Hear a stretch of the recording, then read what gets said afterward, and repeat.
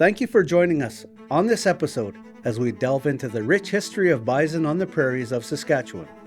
The bison, a vital part of our heritage, symbolizes more than just sustenance. It embodies the deep connection we share with the land and each other. As we gather to cook and share the fruits of our labor, we honor the relationship between Métis and Treaty peoples, recognizing our shared responsibility to preserve this connection. Together, we will explore the magic of the kitchen where traditional recipes come to life and friendships are forged over meals made with love and respect for our culture. Stay tuned as we celebrate our shared history and continue to build a future grounded in unity and understanding.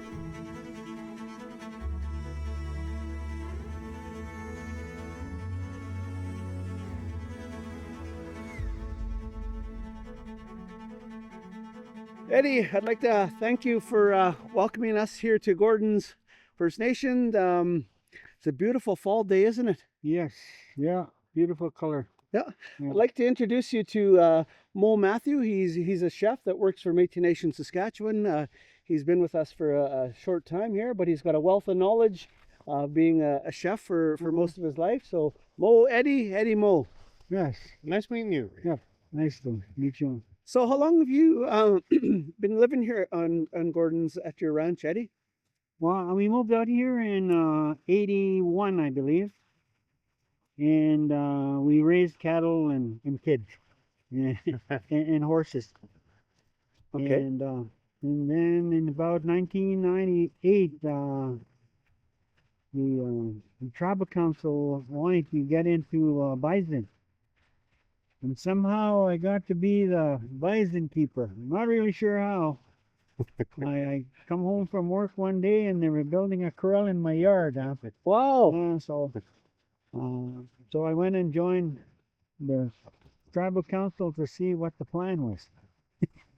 And you've been the bison keeper Yes, ever I've since been then? the bison keeper. Yeah, we started the first 5 years as a tribal council enterprise, and they didn't make any. They weren't making enough dollars, so they were going to sell the whole caboodle. And I said to them, I said, no, let me look after them. You guys mind your own beeswax, and I will look after them. That they'll look after themselves. So we've been doing that with them since about 2005. Nice. And the first thing I started was things as such, bringing people in that were interested in the story of the bison. And I went out to different bison producers, First Nations and non-First Nations, and found out about the story of the bison. And since then, I've been finding other stuff, reading, lots of reading, talking to people that have bison experience, watching film, and whatever I can find about bison. I've been educating myself, and it's really been good. Good for you. It's been a real life changing for myself. I quit drinking and doing drugs in 1976, and I went into horses, and then with the bison it changed it around to like you can go sit out in the bison pasture, and I go and take a chair and I just sit in the herd, and they have this real nice uh sound. And you can just sit there and go to sleep listening to that sound. And sometimes I take my truck and I lay under the truck just so I didn't get stepped on. And they became my friends. Like I used to spend 6, 7 hours out there with them when they're babies. And I became, one of the old guys said, you become the leader of the herd. If you run, they'll run. When you stop, they'll stop. And that's how the first 15 that we had, I became their friend. And it was really it was really a life-changing experience. And my dad was always a hunter, and some of the First Nations didn't do their own bison. And he told me that if you're not gonna do your own bison, give them up. If you can't feed yourself and look after yourself and take responsibility for everything that they and you need, then don't do it. So I've been doing that since. I take them down. And with the people that want to take their own down, I allow them to do that. It's just that I talk with the person who's going to take down about my dad's protocol in recognizing the spirit of that animal. It's been very good in that way. Nice. We've had people who've come and bragged about being hunters, and but the Bison don't know that, huh? And they messed up, huh? Because they my dad said they've not recognized and give account to the spirit of that bison, you know, and we believe everything has a spirit and is here to help us. It's just that we must recognize that ourselves in our own way. Each of us have our own way. I can share my way, but you can come and add your stuff to what you've been given. Who shared those cultural teachings with you? My dad, my mother, my great grandfather too. That was way before my on my mom's side. He used to talk about as a little wee small boy, the last buffalo hunts in our area. And he was blind at the time when I was a teenager, and I used to sit and listen to stories of the preparation for the buffalo hunts. And that's what he called them, the buffalo. And the same with my mushroom on my dad's side. He was a hunter him too, and that's what they talked about is how special it was. And then when the uh, the southeast region here came, that I could see that first time they came, I could see that excitement of the night before. Uh, People were getting prepared to go and see this bison, and to prepare the bison, not to see it killed, but to prepare. Because I told them immediately that I can't we can't all go and watch because I was directed that it mustn't be a spectator sport. Take the person who's going to take it, or the person that wants it, you go with them and you take it down for them and let them give thanks to with myself in allowing that bison to feed us. And those are people from Minister Friesen's region? Yes, yeah, yes. And how long have you had that relationship with Minister Friesen? I believe it's about 5 years, and it's totally it's gotten bigger. Like when we first started, we have 3 teepees and one camper, and it's gotten bigger. Like this last time here, we had one, two, three, four, 5 teepees, great big ones, and we had one, two, three, four, I believe, camper tents, and then we have one, two, three, about four campers. The really rough it guys.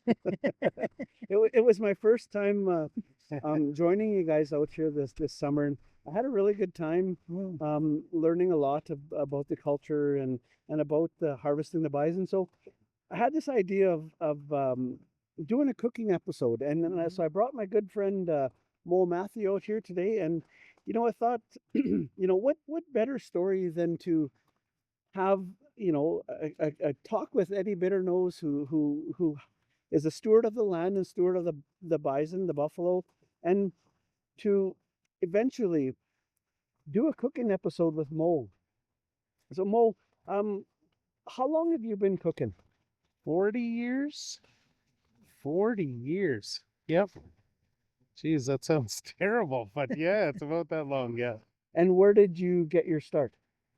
My mom's kitchen, like everybody, that's working in kitchens. I guess that's where I got it. My grandma, I must have been slow as a kid. I got trapped in the kitchen, but I ended up liking it a lot, and I was my mom's little helper. And so when it was time to pick a career, I went and, like everybody else, tried a bunch of different things, but it was always cooking for me. So cooking and gardening has been a big part of my life since I've been a little kid.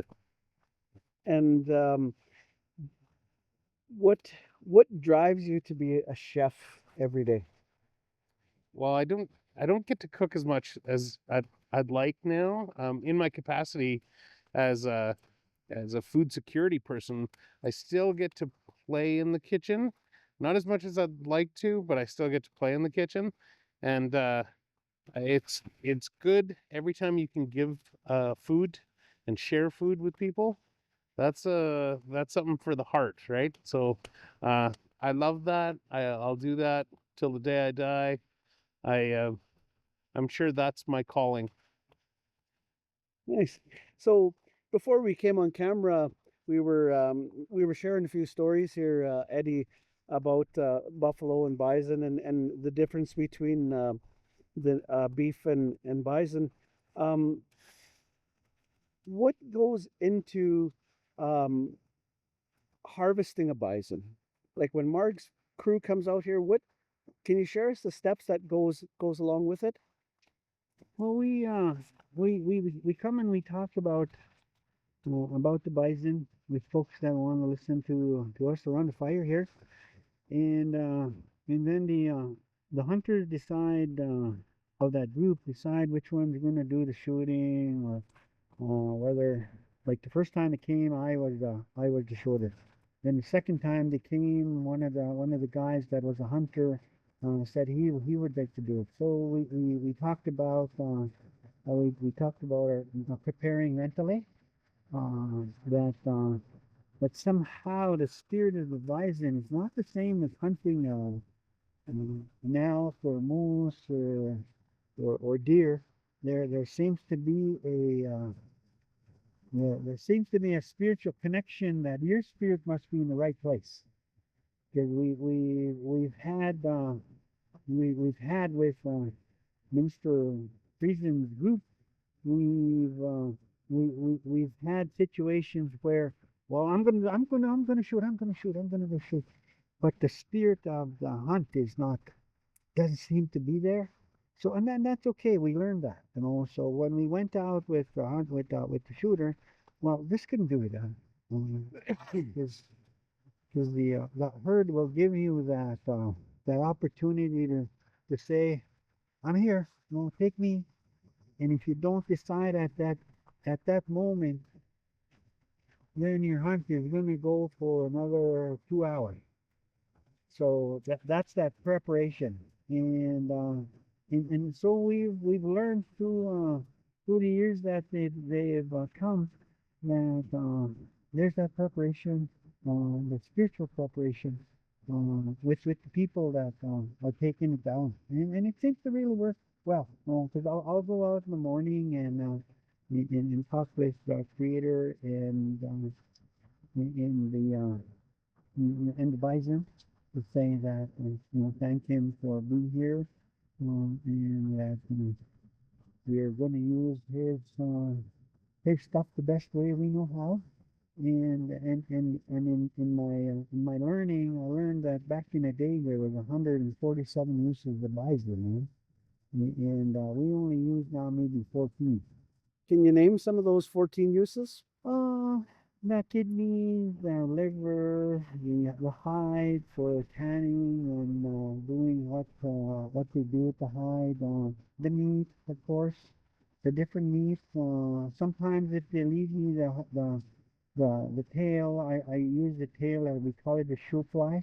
We dry it out and hang it under the belly of our horse, and then when he's walking, the tail is the flies don't bother them, or we put it under their jaw, and then when they throw their head up, then the flies stay keeps the flies away from their I guess you call it the scrotum of the bison too. Some of the guys come and get that, and they make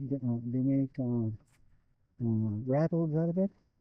So those are some of the stuff that actually happened. That the hooves, they dry them or they boil them off the meat, and some of our powwow dancers use them as clackers instead of bells, or they use them with bells. That's some of the stuff we've come to do as we've come along, and most of the and with the southeast region group, mostly it's the meat and the hide, and then they take they also take the head, and one of the members decorates it. And I'm not really sure. They haven't brought me back one to look at it, but that's the story. Oh, okay. And so it's their story. I'm not going to tell them it's wrong because I didn't see the story. But the one of the ladies or young girls that uh, skins the head is just awesome. She just does a really good. Moe Mondor. Is that her name? Yeah, Moe Mondor. She, the young lady races sled dogs, and she's one heck of a Yeah, an outdoors woman. So yeah. yeah. So Mo, in your 40 years of cooking, how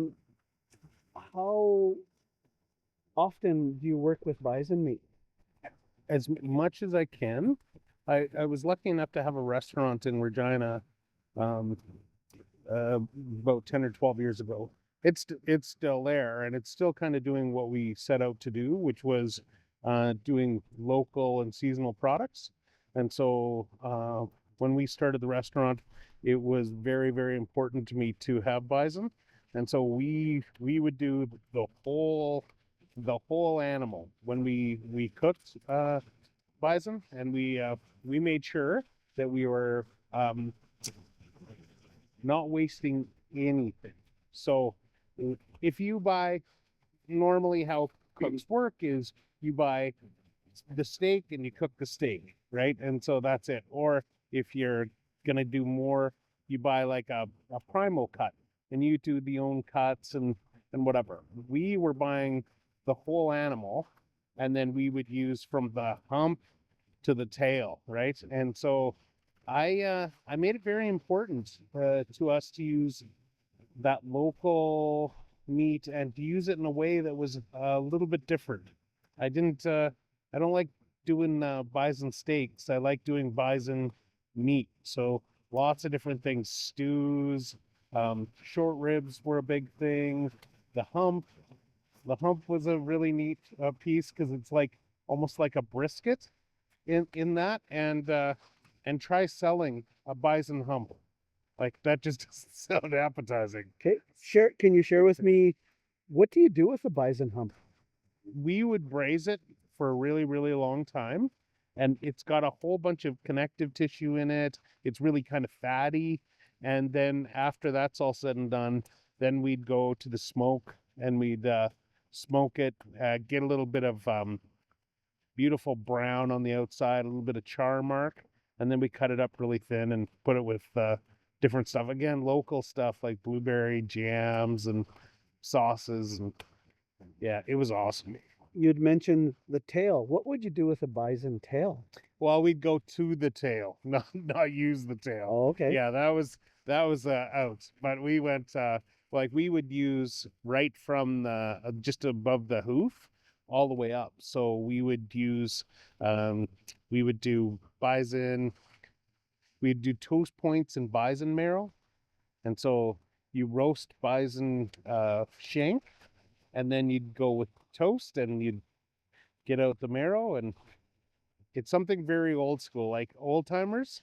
They like they would sell us out every time because they knew what it was, but the new generation didn't know it, didn't respect it, had no place for it. And so bison marrow is a really kind of rare thing to have, but what a cool different thing to have, eh? Certainly. Eddie, does that ring a bell with Oh, you? yes, yeah. Yeah. We use a little stick, We cut a stick about a year long, make a little ball on the end, then we put it into into the bone, yeah, and we kind of scrape it out like that. Yeah, yeah.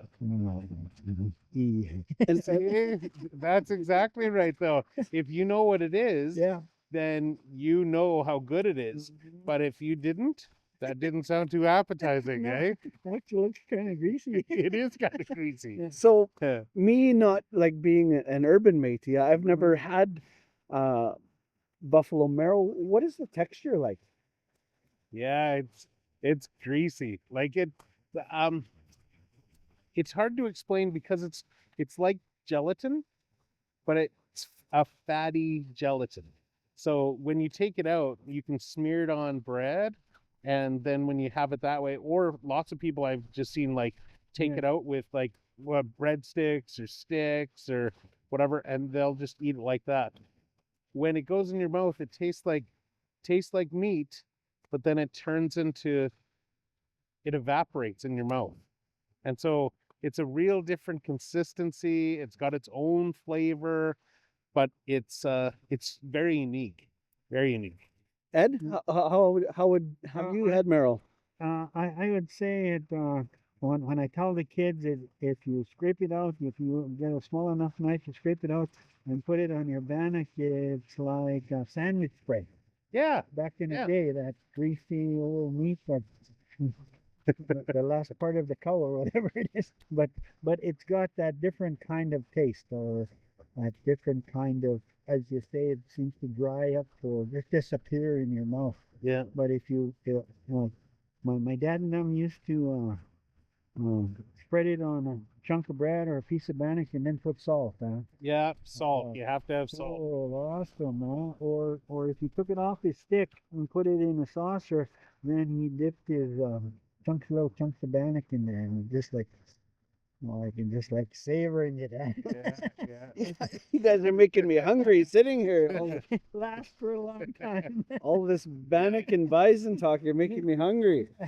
Yeah, no, and we don't eat marrow very much. Like, we've lost that taste for it or Yeah. whatever, and yet it's really really healthy. Yeah, it's supposed to be able to help you fight off disease and stuff when you eat it. Actually, they call that stuff now. It puts antibodies into your body that will fight off cold, weaknesses, sore legs, and that kind of stuff. So, Eddie, why do you think that tradition has been lost for even things like marrow? well, it's gotten too easy to go to the store. Huh? Like when I bring kids out and we do a bison tail, that's what kids said. We don't do this. My mom will go to the store and get this meat. You know, yeah, it's we become too fast paced. I think we don't take time to do this. Well, like look at this beautiful ground here. No, in somebody else's interview, we'd be in a room or an office all closed in and not listening to the trees or the fire cracking, and we lose that natural human connection to all of this stuff that's around us. Like this is really cool. Yeah, this is beautiful. It's October 4th, and we're sitting out here. I got a little jacket on, and it's certainly a nice day. So Mo, like I said, I'm not a chef. I'm not very good at cooking. What part of the buffalo is the best part of it in terms of what's the kind of meat that people want the most? So lots of people understand bison to be um, very lean, and very lean it comes with a set of challenges, right? And so you kind of have to add fat for certain dishes and whatever. However, there's the long and low meat that like roasts and making stews and different things where there's going to be a long and low preparation, and you're going to get really good results if you let it just sit. Throw it in the slow cooker in the morning and see what happens by the time you get home. That works totally great with bison. And it's just such a beautiful thing to work with. Short ribs are kind of my passion when it comes to meat. And so having that little bit of fat next to the bone, you throw it in long and low braising, and all of a sudden you got an amazing end product. But bison steaks are tricky to cook. So I always do braising, long and low, stewing, whatever I can to not be as lazy as I can. But So you said tricky. Tricky in what way? when you don't have all that connective tissue and all that fat to protect it, the flavor's there, the flavor's great. But the mouthfeel that we understand from cooking cows is different than that of bison. So you have to be very aware of making them very small, so not a thick cut, and cooking them very fast. Or if you're going to cook them a different way, to have something like tallow or something to give it the fat that it needs so that you can appreciate the flavors. Oh man, you guys are making me hungry. I can't stop thinking of eating now.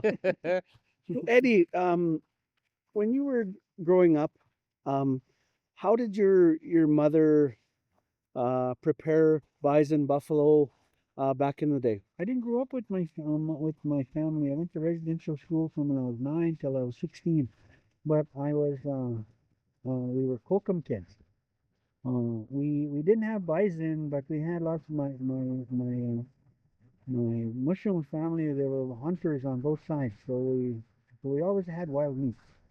And like I said back then, we ate the meat right out of the hide.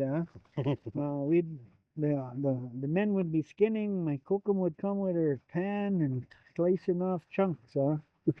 Throw it on a frying pan, and then throw some grease in the pan and start making fry bread. Well, and then when they were all done skinning and telling their stories about killing this great big one, and he was just a little wee one like there, they would all come inside and eat like right out of the hide almost, and no one got sick. Yeah, Uh-huh. like I think that's again, that's the differences today. Now today we have to hang them up, and we gotta let the meat prepare. Back then, our bodies, and even like I said, my dad and his brothers and my grandparents, their systems could handle that fresh meat, I guess, or that fresh blood in the blood in the meat, and not create uh, bad stomachs like we now we have to take all the stomach stuff every time we eat something a little too fresh. And back then we didn't.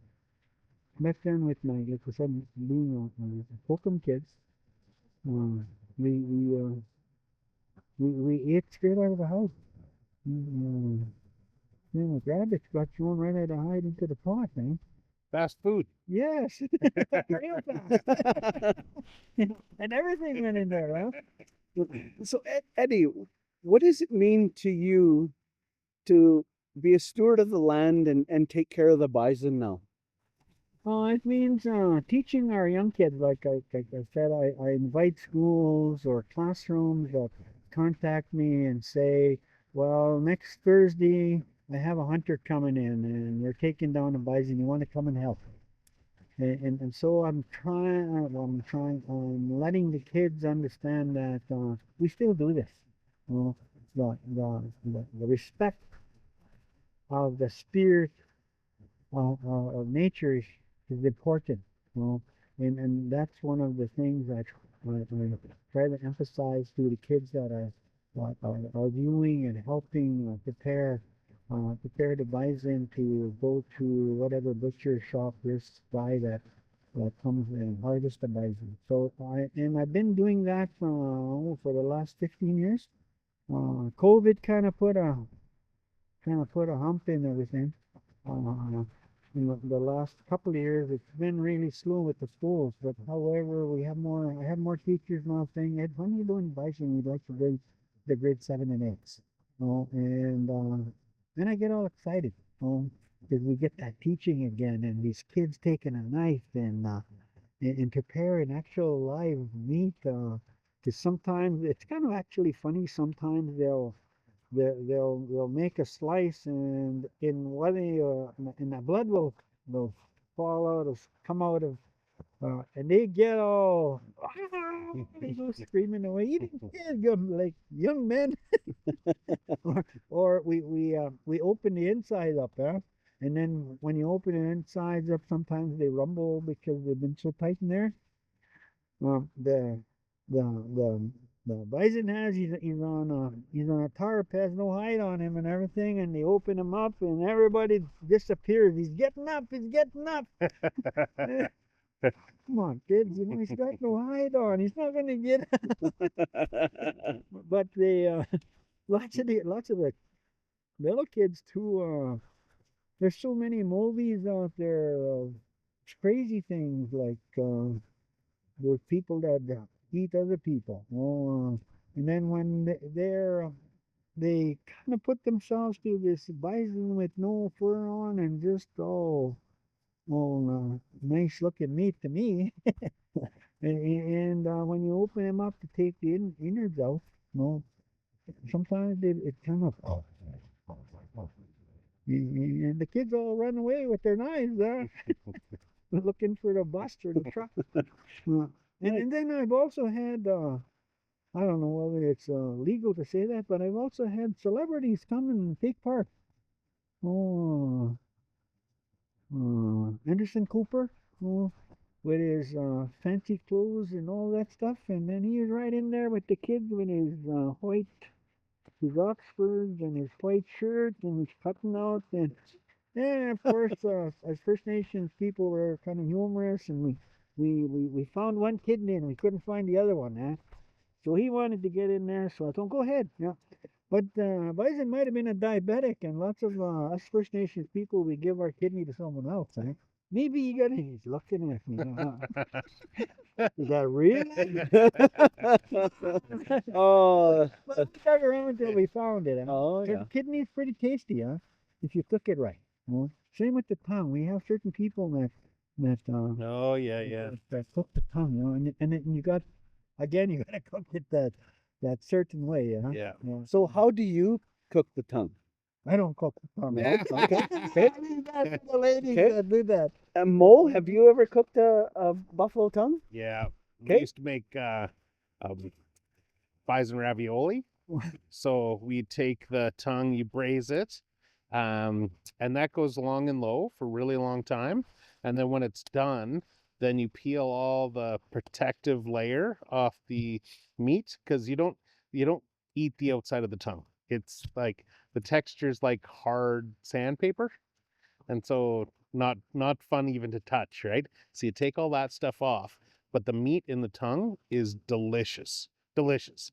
But again, it's a hard sell, right? And I got a tongue the first time to try, and I took it home, and I'm like, I had to cook it in secret, like my kids couldn't know about it, right? And so I cooked it off, and then I'm like, this is going to be hard to sell the bison steak because it's shaped like a tongue, right? So I came up with these bison raviolis. So I cut up all the meat and put it in there, and they went over like hotcakes. My kids loved them right up until I told them what it was, and then that wasn't so good. But it made its way onto menus after that, and it's awesome. It's great. What was your kids' reaction when you told them it was bison tongue? Yeah, not good, right? They want to know, like, they want to see it at the store. You know what I mean? Like, they want to see it like that. And so that space at Safeway that still sells tongue, they don't do it very often anymore. But the old cuts, you'd see stuff, but people would walk really fast by them, right? Because two things, it's unappetizing to look at, and people don't know how to cook it. And so between those two things, they go straight to ground beef, and they know how to cook that, or craft dinner. And so those mistakes are made. And I think respecting the animal, the whole animal, is kind of a cool thing. And you have to use a little imagination to make things really delicious, but it's worth it. Totally worth it. Ed, we have gotten some meat from Minister Friesen to make a stew. Mo, what will go into us preparing the stew to serve? I think with bison, we're gonna make it pretty much as simple as we can. So those potatoes, carrots, onions, that standard stuff. But I think too, what goes really well with bison is turnips.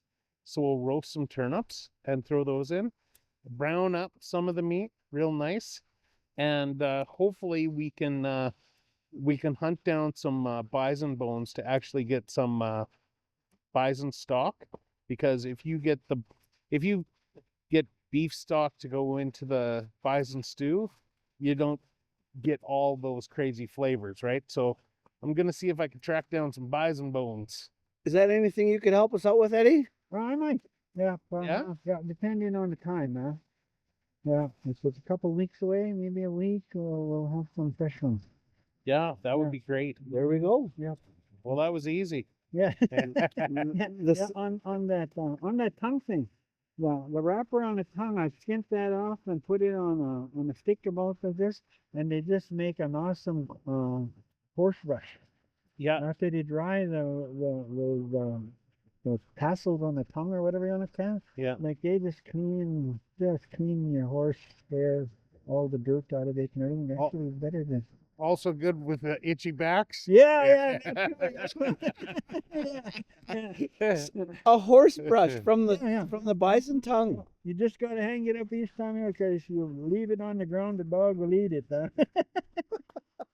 No, they really work good. That's a neat idea. Yeah. Yeah.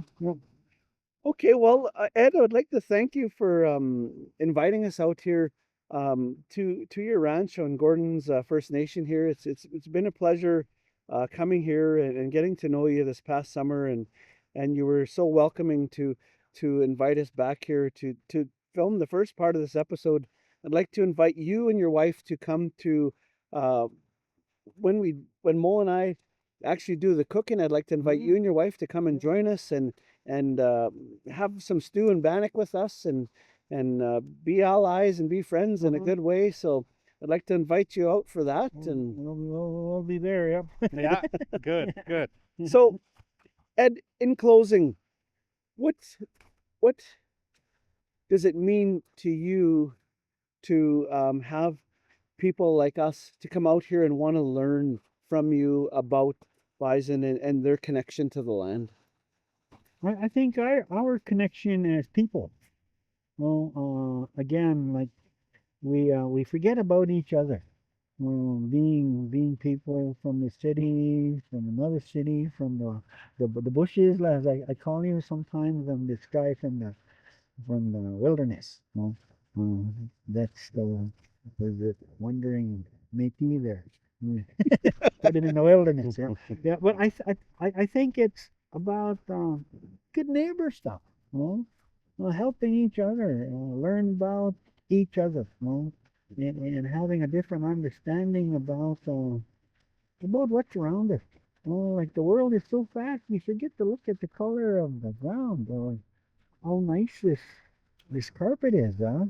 And listening to those trees, because when I was a teenager, that's what my mom's dad.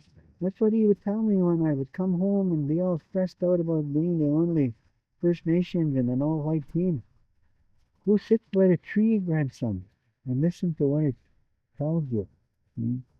There's not just your mom and dad there. But take the leaves and that's all the people that came before you. It's all your relatives and the branches that they're on. That's your strength. Take that and just sit there and listen. Because the first time I went, I come back, I didn't hear nothing was showing up. Then he said, well, go out and kick that tree. So I kicked that tree, and then I sat beside it. And then I come back the next night. And go, kick that tree, Mushroom. And what did he tell you? Nothing. but he sure hurt my foot. Well, you shouldn't have kicked it so hard, he said. And then he told me about the leaves and all that stuff and how there's so many other people besides what we see every day cheering for us and saying, don't give up, keep going. The world is yours if you want it. Just go and put your hand out there and people will accept you. But don't give up. You know. That's nice. Yeah, That's a good teaching. yeah. Well, I'd like to thank you again Thank for, you guys for coming. for inviting me out here, Eddie and Moe. It's a pleasure to have you out here, and I look forward to the second half of the episode and getting in the kitchen with you and preparing some of that bison, and hopefully we can make Eddie happy with some stew and bannock. What do you think? I'm gonna guarantee it. That's my guarantee. That we're gonna make him happy? I'm actually getting really good at Bannock, so yeah. It's taken my whole life, but yeah, we'll put it to the test. Tell me how I do when we get together next. Oh, yes, I will. Well, my wife will too. Yeah. Good. Thank you. Okay, thank you guys. Thank you. It's been awesome.